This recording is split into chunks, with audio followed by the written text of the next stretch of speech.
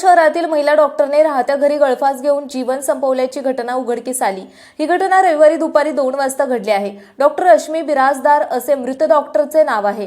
पोलिसांनी दिलेल्या माहितीनुसार संतोष बिराजदार हे मोहोळ येथे स्टेशनरी दुकान चालवतात। या ठिकाणी त्यांची 3 मजली इमारत आहे। पहिल्या मजल्यावर मोहोळ मल्टी स्पेशालिटी हॉस्पिटल असून तेथेच दुसऱ्या मजल्यावर बिराजदार कुटुंबीय राहतात।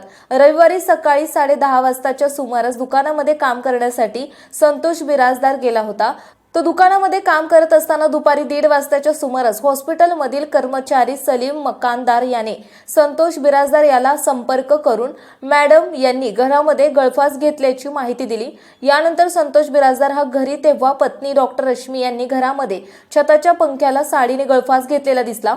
तेव्हा संतोष आणि हॉस्पिटलमधील कर्मचाऱ्यांनी आतून बंद असलेल्या लाकडी दरवाजा तोडला आणि पुढील उपचाराकरिता ग्रामीण रुग्णालय मोहोळ येथे दाखल केले असता तेथे डॉक्टरांनी तपासून डॉक्टर रश्मी यांचा मृत्यू झाल्याचं घोषित केलं। या प्रकरणी संतोष बिराजदार यांनी मोहोळ पोलीस ठाण्यावर खबर दिली असून पोलिसांनी आकस्मिक मृत्यूची नोंद केली असून अधिक तपास मोहोळ करीत आहेत। आपल्या परिसरातील बातम्या पाहण्यासाठी आजच आमच्या द क्राइम एक्सप्रेस न्यूज चॅनलला YouTube वर सबस्क्राइब करा आणि बेल आयकॉन प्रेस करा। लाईक, कमेंट आणि शेअर करा।